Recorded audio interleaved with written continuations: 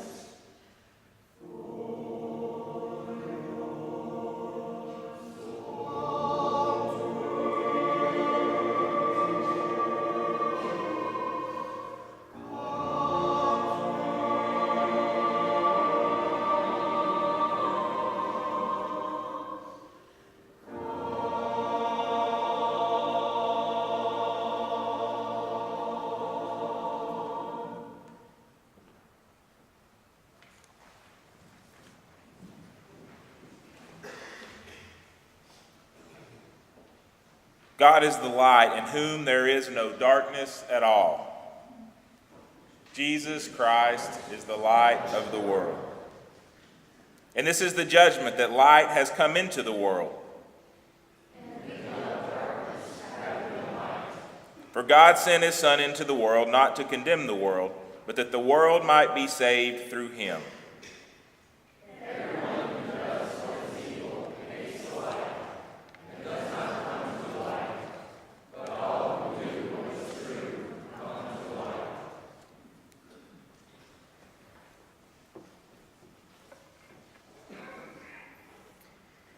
When they had sung the hymn, they went out to the Mount of Olives, and Jesus said to them, "You will all become deserters, for it is written, 'I will strike the shepherd, and the sheep will be scattered.'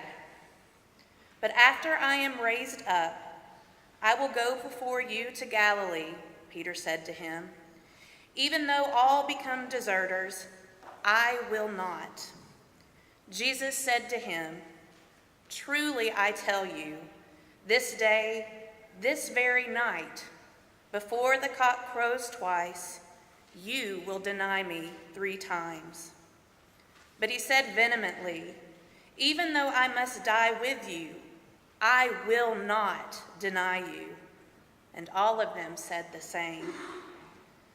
They went to a place called Gethsemane, and he said to his disciples, "Sit here while I pray."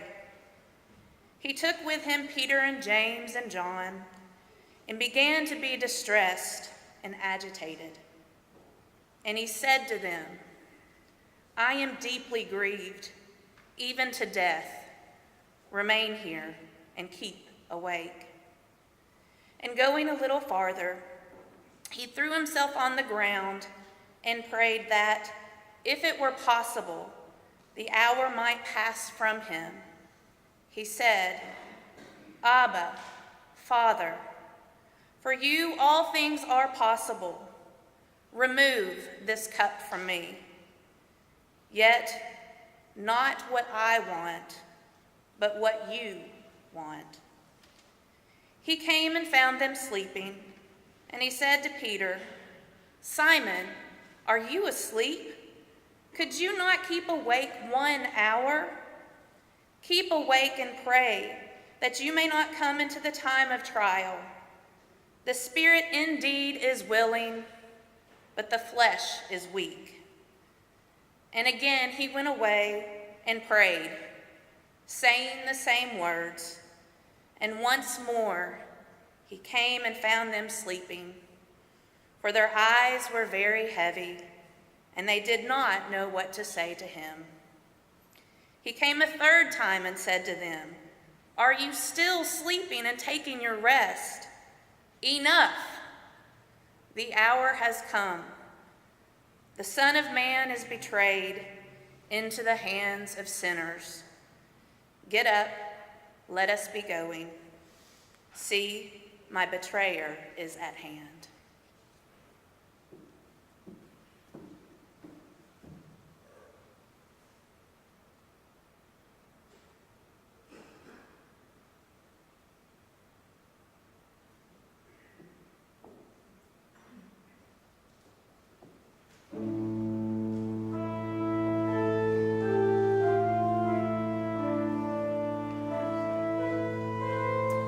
Stand.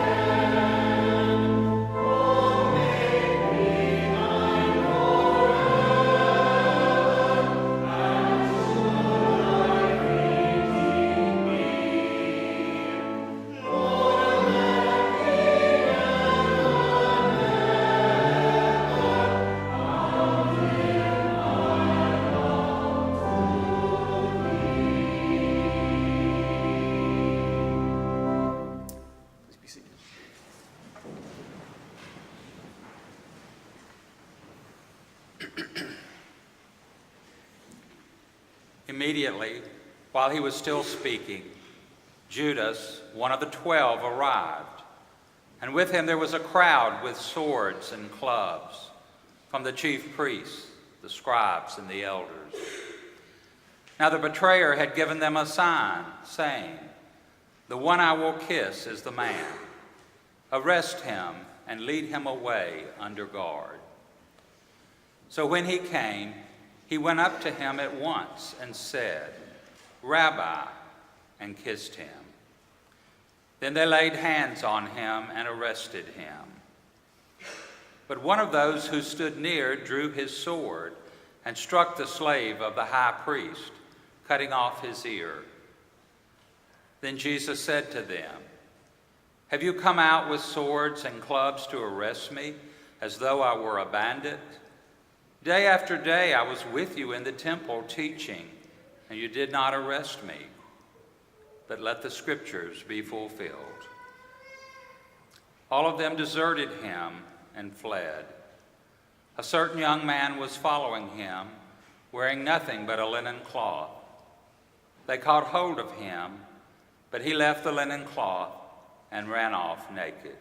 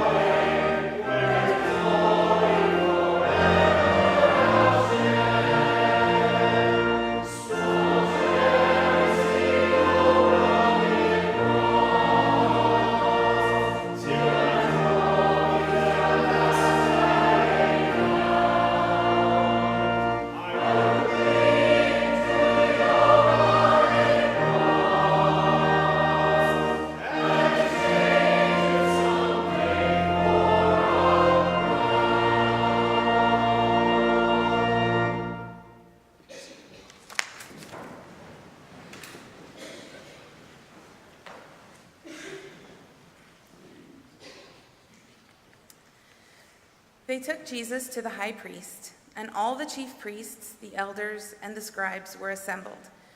Peter had followed him at a distance right into the courtyard of the high priest, and he was sitting with the guards, warming himself at the fire.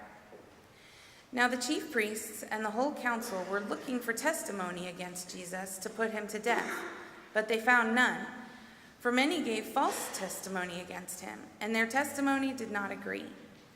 Some stood up and gave false testimony against him, saying, "We heard him say, 'I will destroy this temple that is made with hands, and in 3 days I will build another not made with hands.'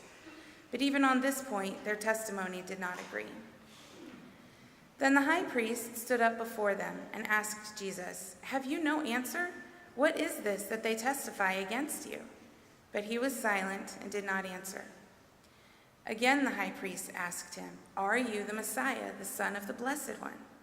Jesus said, "I am, and you will see the Son of Man seated at the right hand of the power and coming with the clouds of heaven." Then the high priest tore his clothes and said, "Why do we still need witnesses? You have heard his blasphemy. What is your decision?" All of them condemned him as deserving death.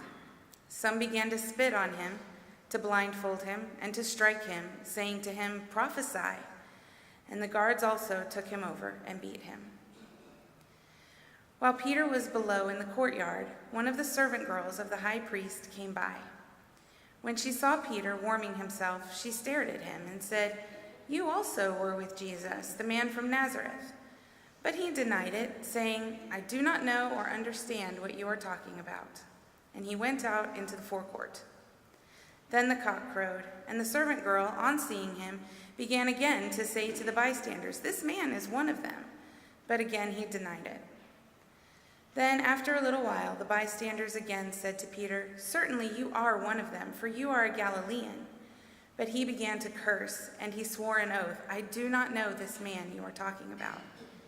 At that moment, the cock crowed for the second time. Then Peter remembered that Jesus had said to him, "Before the cock crows twice, you will deny me 3 times." And he broke down and wept.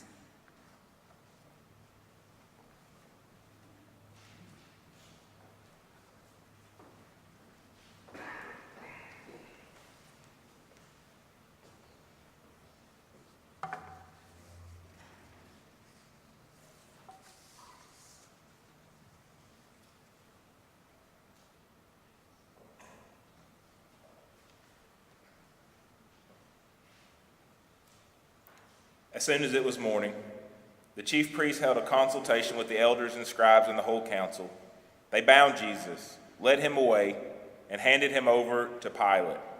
Pilate asked him, "Are you the king of the Jews?" Jesus answered, "You say so." Then the chief priests accused him of many things. Pilate asked him again, "Have you no answer?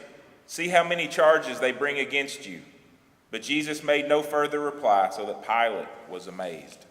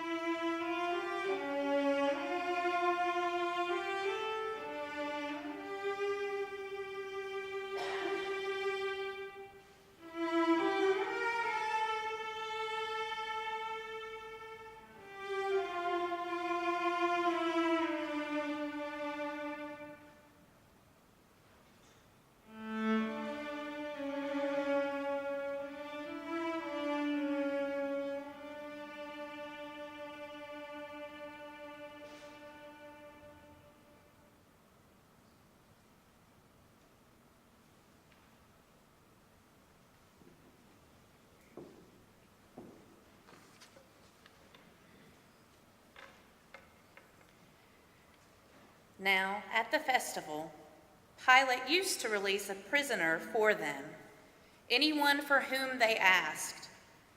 Now a man called Barabbas was in prison with the rebels who had committed murder during the insurrection. So the crowd came and began to ask Pilate to do for them according to his custom. Then he answered them, "Do you want me to release for you the king of the Jews?" For he realized that it was out of jealousy that the chief priests had handed him over. But the chief priests stirred up the crowd to have him release Barabbas for them instead. Pilate spoke to them again. "Then what do you wish me to do with the man you call the King of the Jews?" They shouted back, "Crucify him." Pilate asked them, "Why? What evil has he done?" But they shouted all the more, "Crucify him." So Pilate, wishing to satisfy the crowd, released Barabbas for them, and after flogging Jesus, he handed him over to be crucified.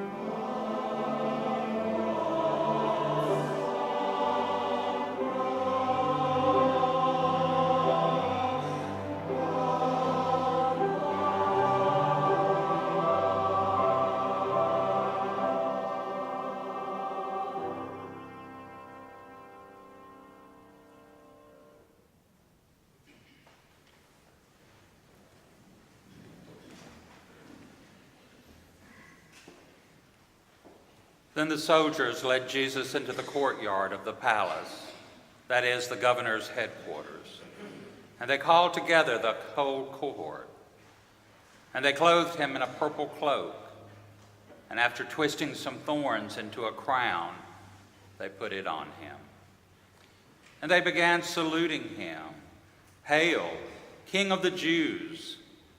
They struck his head with a reed, spat upon him, and knelt down in homage to him.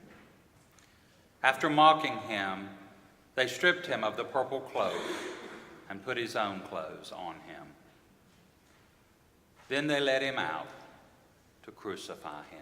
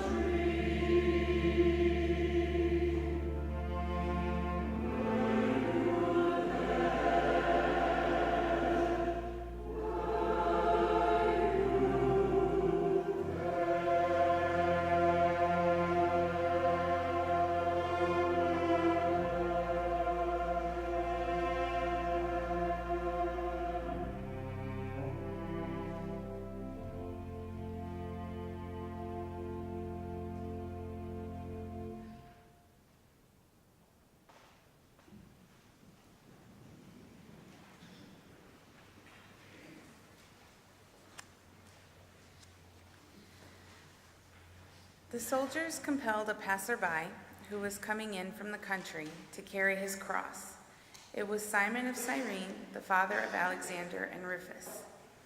Then they brought Jesus to the place called Golgotha, which means the place of a skull. And they offered him wine mixed with myrrh, but he did not take it. And they crucified him, and divided his clothes among them, casting lots to decide what each should take. It was 9 o'clock in the morning when they crucified him. The inscription of the charge against him read, "The King of the Jews." And with him they crucified 2 bandits, one on his right and one on his left. Those who passed by derided him, shaking their heads and saying, "Aha! You who would destroy the temple and build it in 3 days, save yourself and come down from the cross." In the same way, the chief priests, along with the scribes, were also mocking him among themselves and saying, "He saved others, he cannot save himself. Let the Messiah, the King of Israel, come down from the cross now, so that we may see and believe." Those who were crucified with him also taunted him.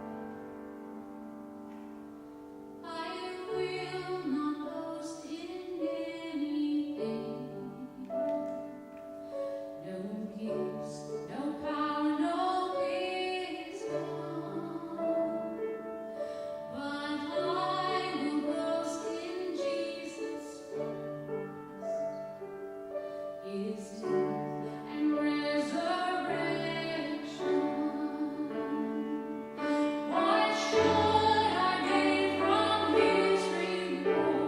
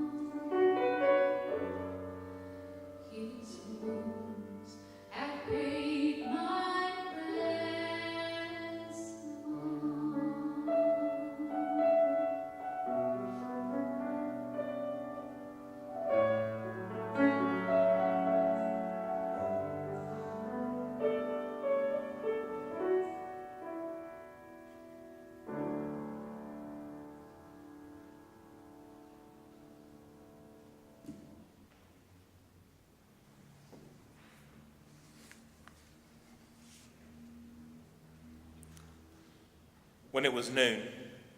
Darkness came over the whole land until 3 p.m. At 3 o'clock, Jesus cried out with a loud voice, "Eloi, Eloi, lama sabachthani," which means, my God, why have you forsaken me?" When some of the bystanders heard it, they said, "Listen, he's calling for Elijah." Someone ran and filled a sponge with sour wine, put it on a stick, and gave it to him to drink, saying, "Wait, let us see whether Elijah will come and take him down." Then Jesus gave a loud cry and breathed his last.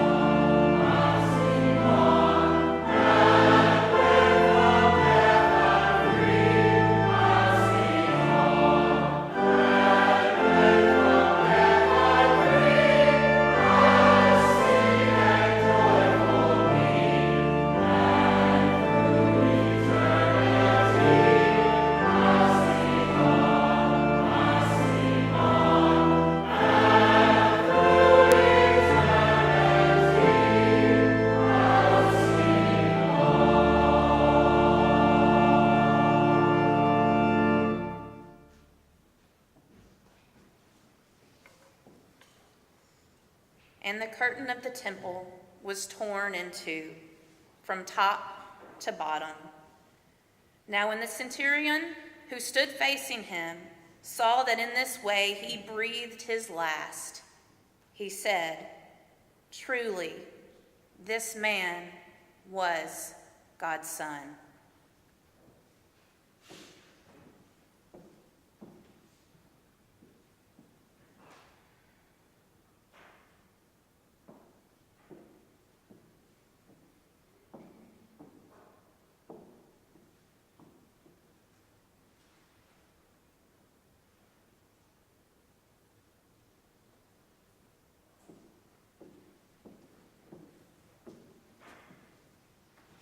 Please read along with me the Song of the Suffering Servant.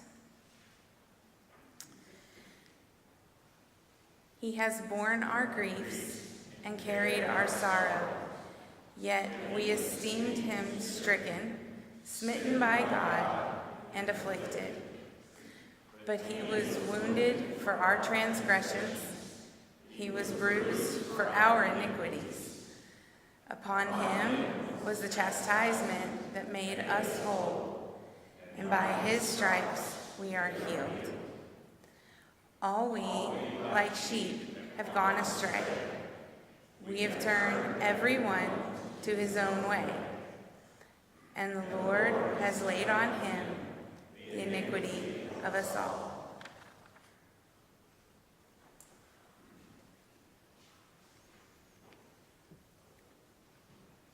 By his stripes we are healed. By his wounds we are made whole. Go in the name of Jesus Christ and live in the salvation made possible by the goodness of this Friday. Amen.